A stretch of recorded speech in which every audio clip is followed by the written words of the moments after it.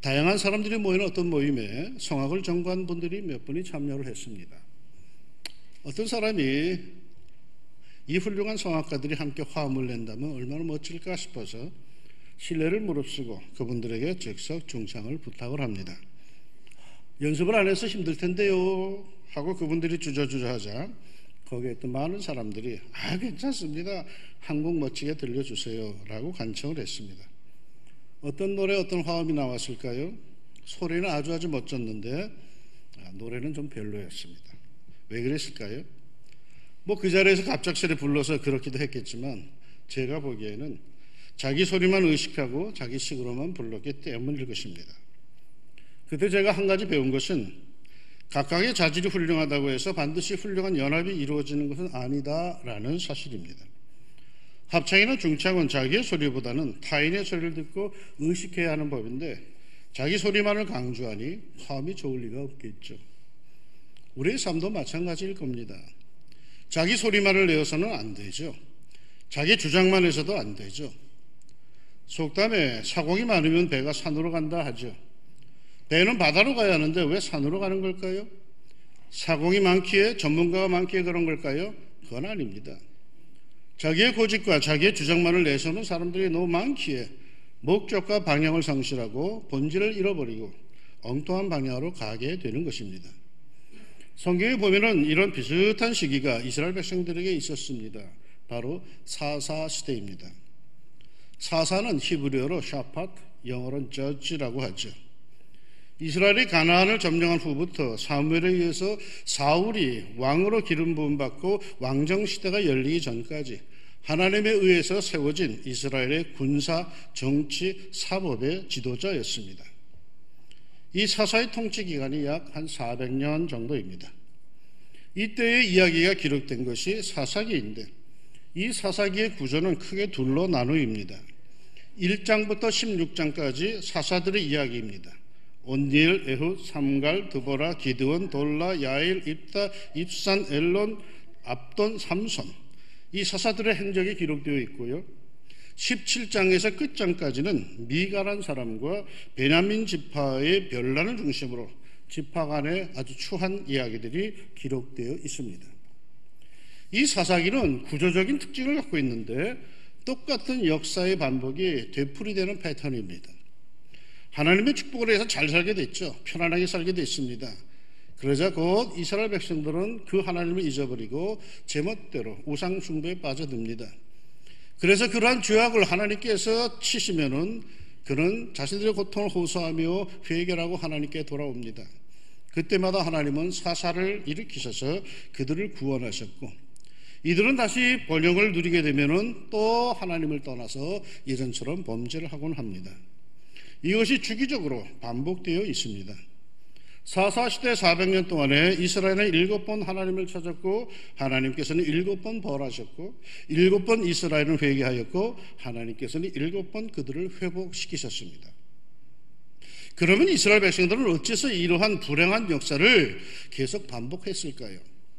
한 번 실수는 그렇다 치더라도 왜 7번씩이나 계속 그런 어리석음을 자청을 했을까요? 그 원인을 보여주는 문장이 바로 사사기의 전체 요절이랄 수 있는 오늘의 본문입니다. 그때 이스라엘에 왕이 없으므로 사람이 각기 자기의 소견에 옳은 대로 행하였더라. 사사기 맨 마지막에 마치 결론처럼 기록되어 있습니다. 즉 바로 이것이 사사시대 이스라엘 백성들의 근본적인 문제였다라고 밝히고 있는 것입니다. 자기 소견에 옳은 대로 행하였는데 왜 문제가 됩니까? 자기 소신대로 살았는데 왜 죄악은 더해져 갑니까? 자기 철학대로 자기 이념대로 열심히 살았는데 문제는 더해졌답니다. 그럼 도대체 무엇이 문제입니까? 사람은 소신대로 살아야 되죠. 우스갯소리 중에 이런 얘기가 있습니다. 어떤 사람이 정신과 의사를 찾아가 상담을 합니다. 선생님, 저는 무슨 일이고 간에 어찌해야 할지 뜻을 정할 수가 없습니다. 저는 결정장애 같습니다. 이에 의사가 묻습니다. 언제나 용단을 내리기가 그렇게 어려운가요? 그 사람이 답합니다. 네, 그렇습니다. 아닙니다. 이런 식이에요. 오늘날 소신 없이 사는 사람들이 참 많습니다. 어쩌면 바람 부는 대로 적당하게 세상과 타협하며 좋은 게 좋은 거지 하며 사는 게 지혜로울지도 모릅니다. 뭐 별다른 생각 없이 남들이 다 하니까 그렇게 따라가며 사는 것이 속 편할지도 모릅니다. 그것도 이 세상을 살아가는 한 방편이겠죠. 그러나 그럼에도 불구하고 자기 나름대로 소신을 갖고 사는 사람들은 이 존경스럽습니다. 아무리 상황이 열악해도 자기 나름대로 소신과 가치관을 갖고 땀 흘려 살아가는 모습, 그거 박수 쳐줄만 하죠. 모두가 이해를 안 해주어도 자기 나름대로 성실하고 소신 있게 사는 모습들 격려할 만합니다. 그런데 우리가 이런 소신 있는 삶, 나름대로 의미와 최대의 가치를 부여하며 사는 이러한 소신 있는 삶을 살아갈 때에 주의해야 할 것이 있습니다. 거기에 함정이 하나 있음을 알아야 합니다. 오늘 성경 본문을 통해 말씀드린 대로 사사시대 400년 동안 그들의 삶은요, 각기 자기의 소견에 옳은 대로 행하였더라입니다. 다 자기 소신대로 살았다는 겁니다. 그런데 결과는요, 혼란함의 극치였습니다. 자기 속인대로 모두들 다 그렇게 살았고 모두들 자기 소신대로 그렇게 했답니다. 자기가 옳다고 여기는 대로 그렇게 했답니다. 그런데 문제는 더욱 가중되며 죄악은 더욱 심해지고 국력은 점점 더 쇠약해져 갔습니다. 오늘 우리 사회에 이런 면이 없지 않아 있죠. 모두들 제 소견대로 목소리를 높이고 제 목소리를 관철시키기 위해서 물불을 가리지 않고 자기는 늘 정의롭다고 남이 어찌되든 자기의 생각만이 옳다고 주장을 하죠. 자기는 소신껏 하기에 자기는 자기 정치 이념대로 하기 때문에 문제가 없다고 하죠. 모두가 문제가 있다고 힘들다 하는데 아니야, 난 내 소신껏 끝까지 간다라고 하는 것. 그런데 왜 사회는 문제가 더 될까요? 정부는 정부대로, 국민은 국민대로, 노동자는 노동자대로, 경영자는 경영자대로 말이에요. 뭐 경찰은 경찰대로, 검찰은 검찰대로, 거기다 판사들까지 자신들의 정치 이념을 따라 가시한 모양새가 우리 사회 아닙니까? 자기의 소견대로 부르짖고 통하지 않으면 서슴지않고 상대방들을 향해서 투쟁을 하고 쟁취를 하고 이상한 소리나 해야 되고 적폐라고 하는 폭력적인 단어를 구사하며 부끄러운 줄 모르고 수단과 방법을 가리지 않습니다. 제 소견대로만 행하려는 사회가 오늘 우리들의 모습이죠. 무엇이 잘못됐을까요? 모두들 제 소견대로 소신껏 말하고 행하는데 왜 문제는 더욱 복잡해집니까? 예전에는 누군가가 소신대로 말했다면은, 소신대로 행했다면은 모두가 다 박수를 쳐주고 그러면 모든 것이 다 제자리를 잡아갔는데 왜 오늘날은 모두들 제각각 소신대로 행하고 주장한다는데 혼란만 가중되고 있는 걸까요? 성경은 이렇게 진단합니다. 왕이 없으므로 자기 소견대로 행하였더라. 무슨 뜻일까요? 왕, 모든 것을 잠재울 수 있는 물리적인 힘을 갖고 있는, 합법적으로 상대방을 때릴 수 있고 빼앗을 수 있는 그런 통치자, 독재자가 없어서 그런 문제가 생겼다는 것일까요? 아닙니다. 왕이 없기에 제 소견대로 행하였다는 것은 강력한 군주가, 독재자가 없기에 문제가 됐다는 것이 아니라 그 소신을 뒷받침해 줄 권위가 없다는 말입니다. 소신이 옳고 그른지 잘못된 데는 없는지 평가해 줄 절대가치, 절대 기준이 없다는 거예요. 다 자기 나름대로의 상대가치, 상대적인 것들만 갖고 자기를 재니까 자기는 문제가 하나도 없다는 거예요. 우리 인간의 소신을 결정해 줄 권위가 무엇입니까? 윤리와 올바른 가치관이 아니겠습니까? 이것이 붕괴되고 상실되었기에 제멋대로들 행하는 것 아니겠습니까?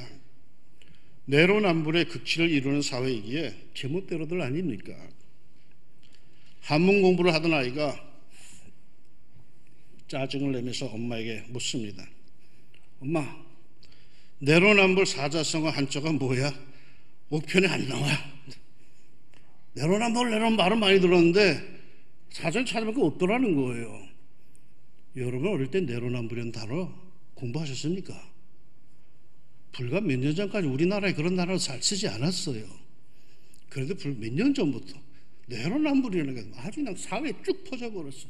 이게 무슨 옥편에 나온 줄 알았더니 사자성어인 줄 알 정도로 애들이. 그런 사회가 오늘 우리들의 모습 아닙니까? 올바른 가치와 윤리가 살아있을 때에는 자기의 소신대로, 소견대로 행하였다 하면 무조건 인정해줘 존중하였는데 이제는 그런 절대적인 것이 혼미해졌기에 소신대로 한다 하지만 그것은 혼잡과 죄악만 가중시키는 것입니다. 우리 사회에 가장 필요하고 급선무적인 것은 강력한 지도자보다도 더 급하게 필요한 것은 정신적인 것, 가치와 윤리를 바로 세우는 것입니다. 올바른 가치와 윤리 이런 것이 제대로 서지 않는다면 허리띠 졸라매야 사회는 더 악해질 뿐입니다. 법을 만들어 봐야 더욱 지능화될 뿐입니다. 올바른 윤리의식과 가치관을 세워야 되는 거예요. 거기에 근거한 소신들이 앞서 가야 되고 거기에 책임지는 사람들이 나와야 되는 거예요. 스스로 책임지는 지도층과 공인들이 이 사회는 더 많아져야 합니다. 사회만 그런 것은 아닙니다. 우리 신앙인도 마찬가지죠. 이스라엘 백성들처럼 제멋대로 신앙생활합니다. 누가 가르쳐 주었는지 모를 국적불명의 신앙관으로 제 소견대로 제 세상적 가치관대로 신앙생활을 하며 옳다게 여깁니다. 지식인은 배웠다고 오만한 자세로 일반인은 이게 무속신앙인지 뭔지 거저 은혜만 되면 별짓을 다 하죠. 요즘의 신도들은 감동만 받으려고 하지 지도를 받으려고 하지 않는답니다.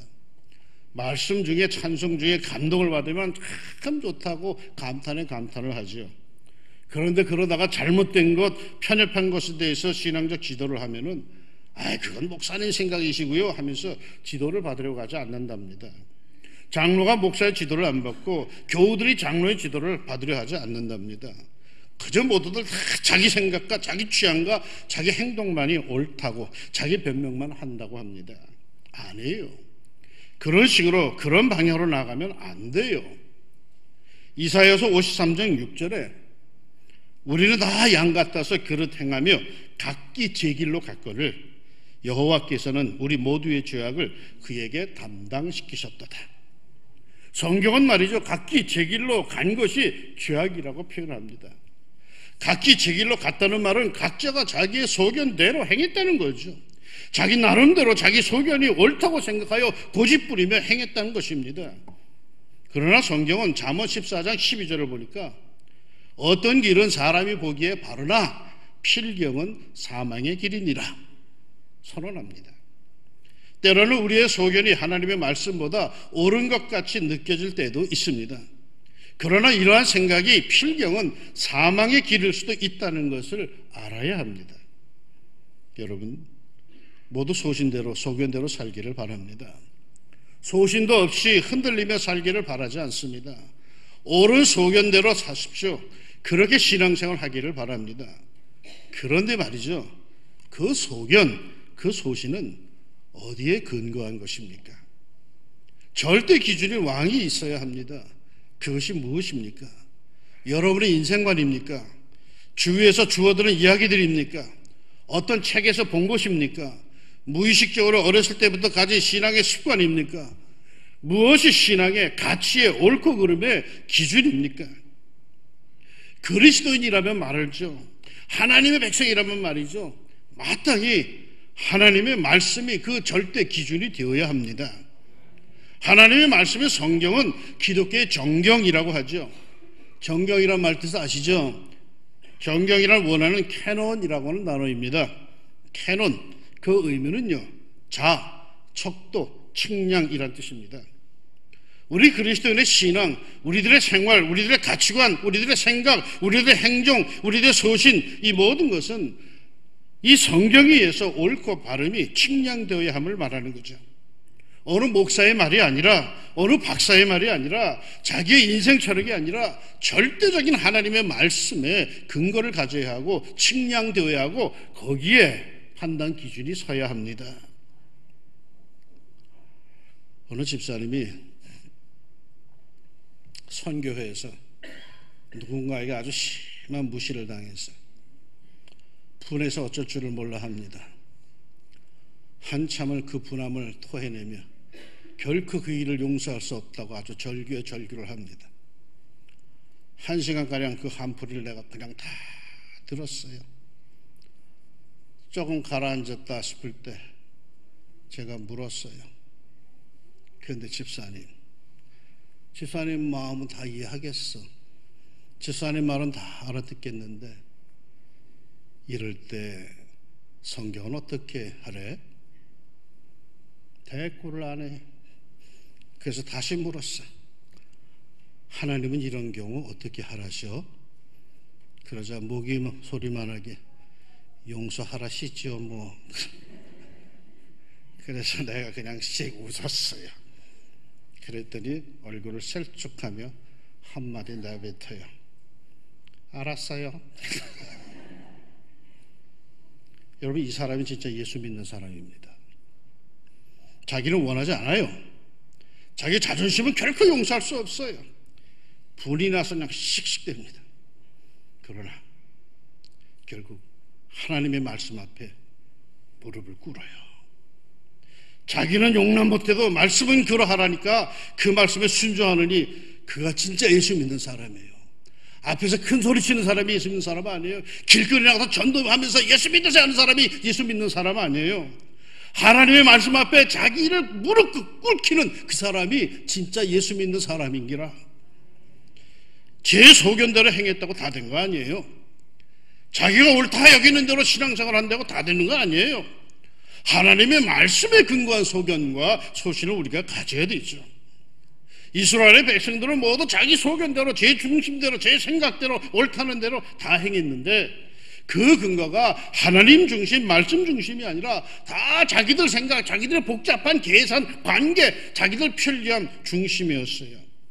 그러게 소견대로 행하였지만 사회는 더욱더 어순해지고 악은 늘어만 가고 문제는 골기 시작합니다. 내로남불 풍조만 퍼져나가고 사람들은 조금의 양심의 가책도 느끼지를 않아요.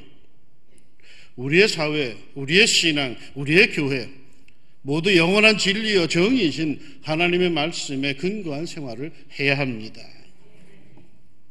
양심 우리 마음에 다 있잖아요. 그런데 말이죠, 성경 말씀에 보니까 양심조차도 화인 맞은 양심이 있대요. 불량한 양심이 있대요. 죽은 양심이 있대요. 이 양심조차도 수시로 하나님의 말씀으로 정화시켜야 돼요. 자기를 돌아봐야 돼요. 그러니까 소신대로 양심껏 행했다고 해서 옳다고 느끼는 대로 행했다고 해서 그게 다 된 게 아니래요. 절대 가치, 절대 진리, 하나님의 말씀, 인간의 본연의 양심에 기록된 말씀들에 자기들의 생각, 소신, 양심을 점검해야 합니다. 어레 그러려니 하고 살아왔던 그 모든 것들을 주님의 말씀으로 비추어 보아야 합니다. 은연 중에 굳어진 자신의 신앙의 자세를 말씀으로 우리는 챙겨야 합니다. 소신 만능주의에 빠지지 말고 그 소신들이 정말로 옳은 것인지 철저히 하나님의 말씀으로 살펴보아야 합니다. 사랑하는 여러분, 우리는 하늘 백성, 하나님의 자녀들입니다. 하나님의 말씀 위에 양심과 생활의 원칙, 가치관을 바로 세우고 그저 소신껏 열심히 그리고 권세 있게 살아갑시다.